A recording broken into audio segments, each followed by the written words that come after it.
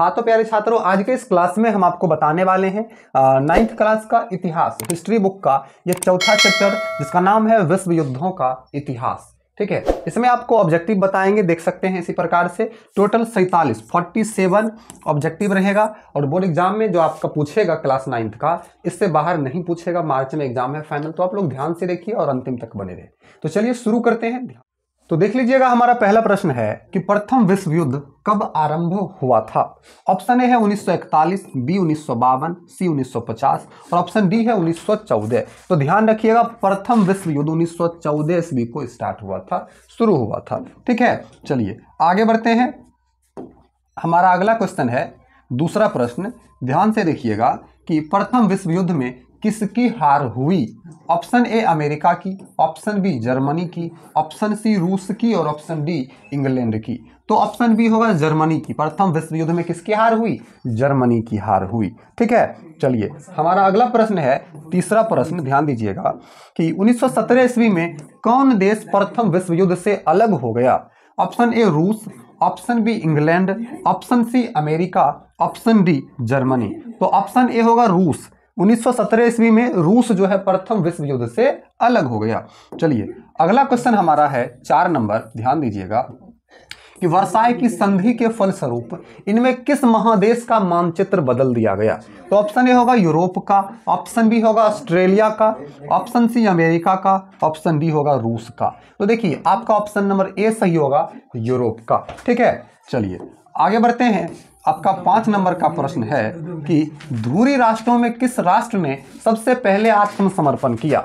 Option A होगा Italy, option B होगा Germany, option C होगा ऑस्ट्रिया और ऑप्शन डी होगा तुर्की। तो ऑप्शन ए सही होगा आपका इटली। धुरी राष्ट्रों में इटली जब सबसे पहले आत्मसमर्पण किया। ठीक है, चलिए अगला प्रश्न आपका 6 नंबर का देख लीजिए कि प्रथम विश्व युद्ध कितने वर्षों तक चला।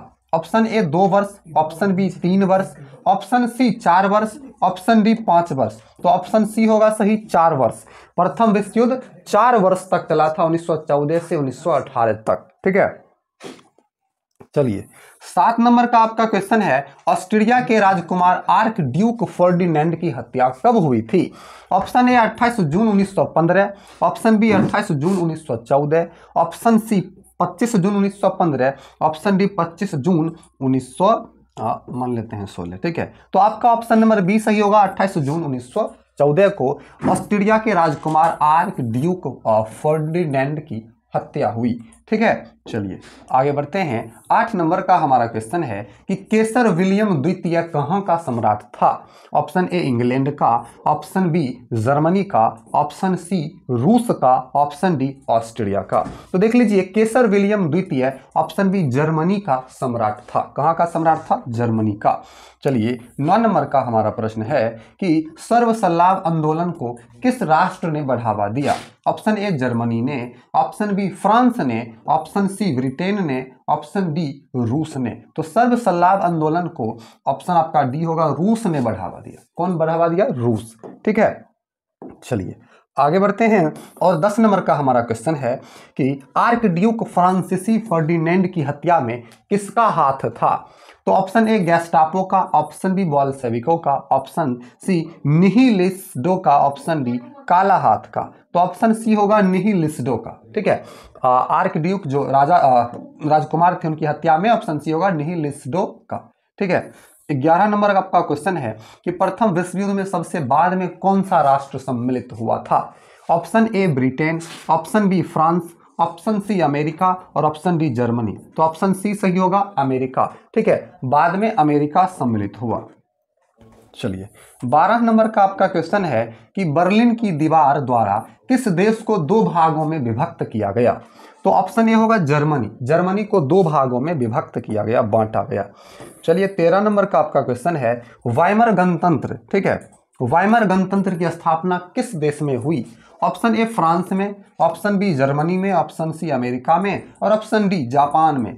तो आपका ऑप्शन नंबर बी सही होगा, जर्मनी में। वाइमर गणतंत्र जर्मनी में स्थापना हुआ। ठीक है, चलिए 14 नंबर प्रश्न है, जर्मनी का किस देश पर आक्रमण करने से द्वितीय विश्व युद्ध की शुरुआत हुई। तो जर्मनी जब पोलैंड पर आक्रमण किया तब द्वितीय विश्व युद्ध शुरू हुआ था। ठीक है, चलिए अगला आपका 15 नंबर का प्रश्न है कि जर्मनी को द्वितीय विश्व युद्ध में किसने पराजित किया। ऑप्शन ए होगा रूस ने। कौन पराजित किया था? रूस ने जर्मनी को द्वितीय विश्व युद्ध में पराजित किया। 16 नंबर का प्रश्न है कि अमेरिका ने हिरोशिमा पर बमबारी कब की थी। ऑप्शन ए 6 अगस्त, ऑप्शन बी 9 अगस्त, ऑप्शन सी 7 अगस्त और ऑप्शन डी 1 अगस्त। तो ऑप्शन ए होगा सही, 6 अगस्त को, ठीक है, अमेरिका जो है हिरोशिमा पर बमबारी किया था। 17 नंबर का आपका प्रश्न है कि द्वितीय विश्व युद्ध का अंत कब हुआ। ऑप्शन ए 1940 में, ऑप्शन बी 1941 में, ऑप्शन सी 1945 में, ऑप्शन डी 1946 में।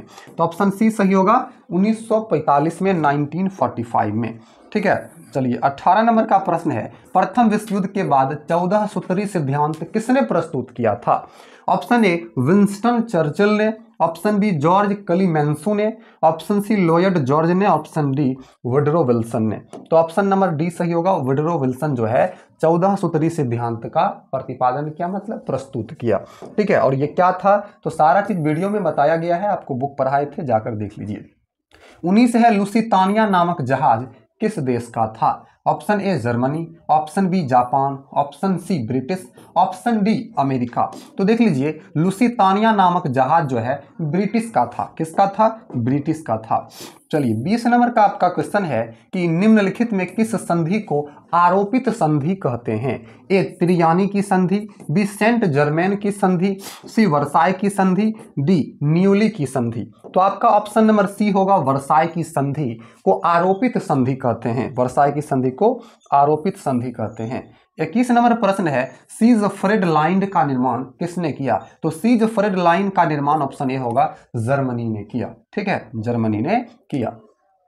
22 नंबर प्रश्न है कि म्यूनिख समझौता किस वर्ष हुआ था।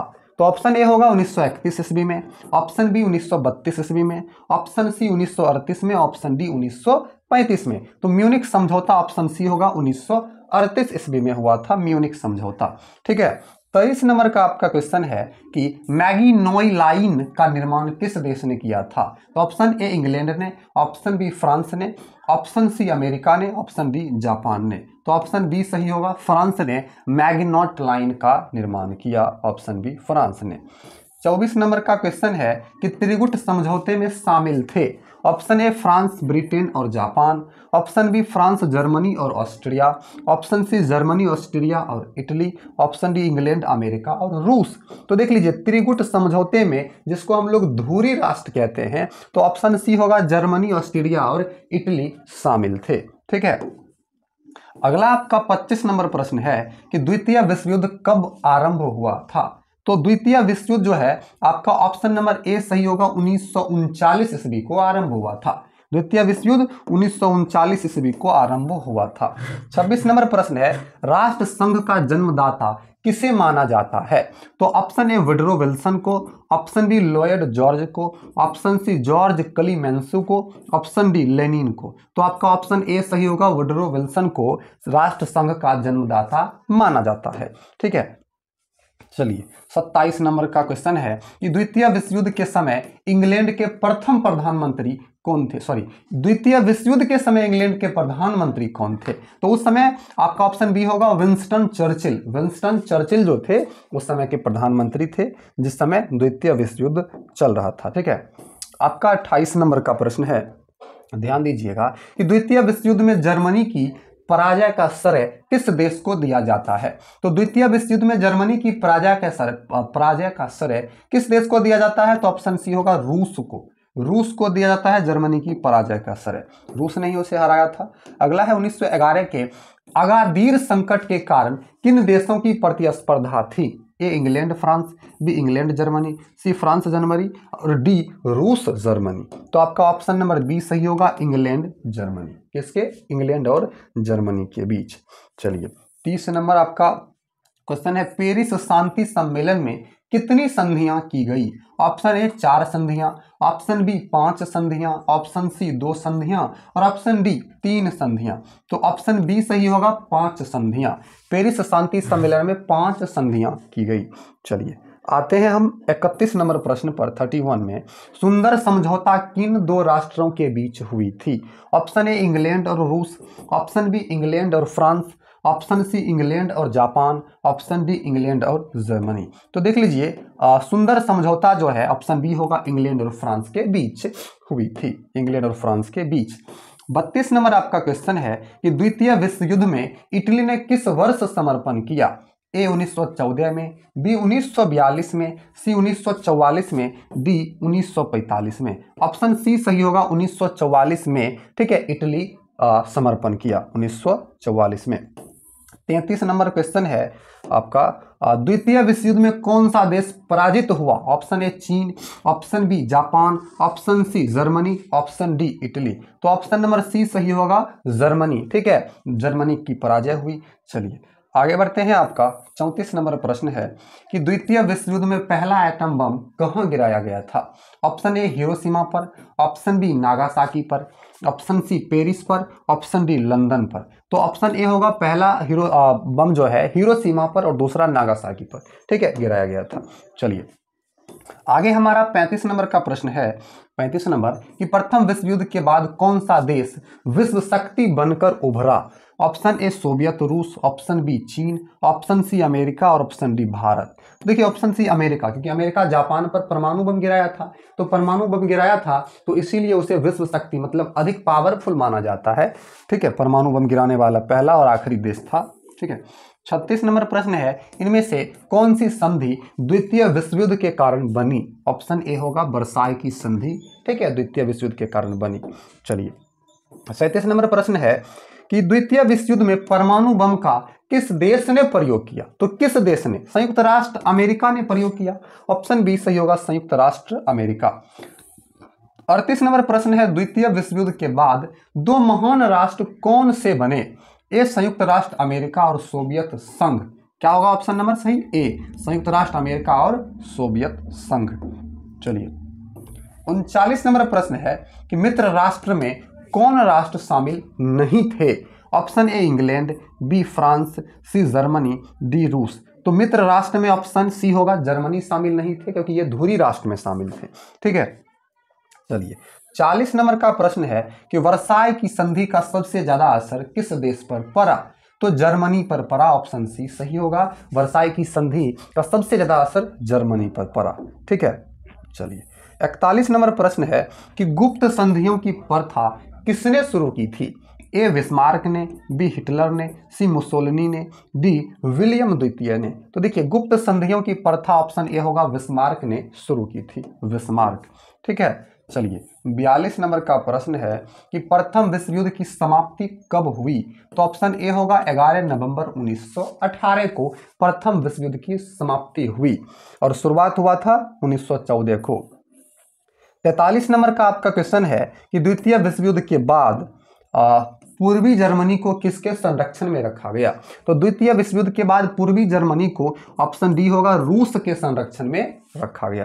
किसके संरक्षण में? रूस के संरक्षण में रखा गया। और 44 नंबर प्रश्न है कि जर्मनी को पराजित करने का श्रेय किस देश को जाता है? ऑप्शन ए फ्रांस को, ऑप्शन बी रूस को, ऑप्शन सी चीन को, ऑप्शन डी इंग्लैंड को। तो ऑप्शन बी सही होगा, रूस को। ठीक है, जर्मनी को पराजित करने का श्रेय रूस को जाता है। ठीक है, चलिए आपका 45 नंबर का प्रश्न है कि इम्परेटर क्या था? तो ऑप्शन नंबर ए होगा, जर्मनी का एक जहाज था जिसका नाम इम्परेटर था।